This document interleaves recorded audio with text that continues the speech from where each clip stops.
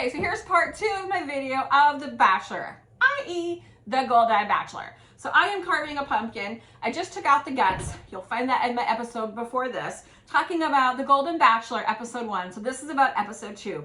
Episode 2, I'm going to really sum it up very quickly because the theme that stood out to me the most is that these people, a lot of these people have lost significant others. And Gerry, you know, that's one of the things about him. He's a widow and he's coming on the show looking for love after he has been single for about 6 years, probably trying to wrap his mind around what happened with all the grief and stuff. But a lot of these women are widows as well. And as I'm watching these people connect with each other, I'm thinking they have this huge thing in common.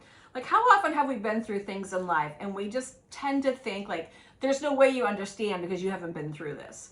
And we're talking about a death. So this death is a significant other death, a partner of yours.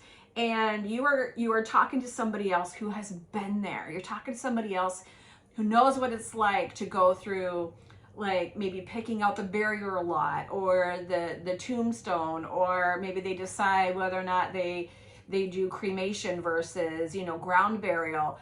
You know, what was it like to, like, you know, the first holiday after they die. And I think that most of these people who have that in common, I think Gerry's going to fall in love with them easier because they're going to have that really big thing in common.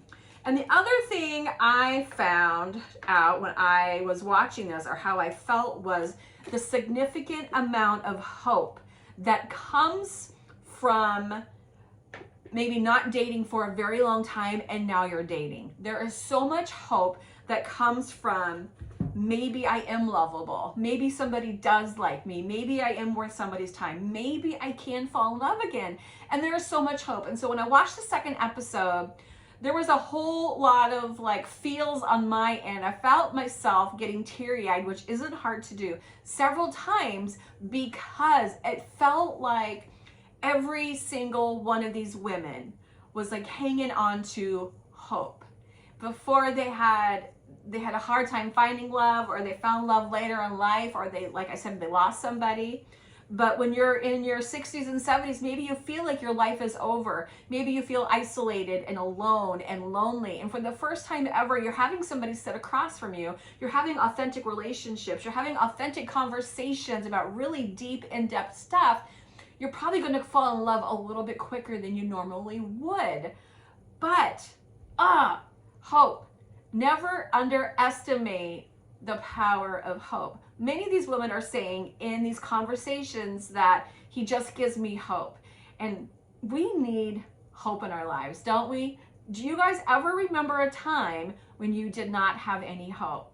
I think a lot of times when people are suicidal, or they're thinking about hurting themselves, I think a lot of times it comes from because people lose hope. Never underestimate the power of hope. And when you add that to love, and you add that to having authentic conversations where somebody's really seeing you maybe for the first time ever, or maybe somebody's seeing you for the first time in like 10, 15 years. People are lonely out there, guys. And it's not just the elderly.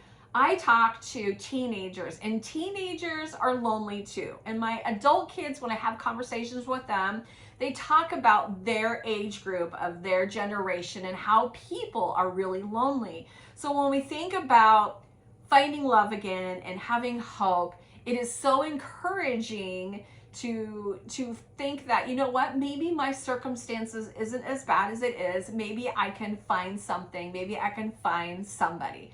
So I'm wrapping up episode 2.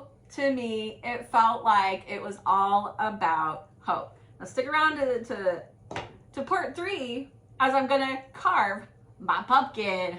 Bye.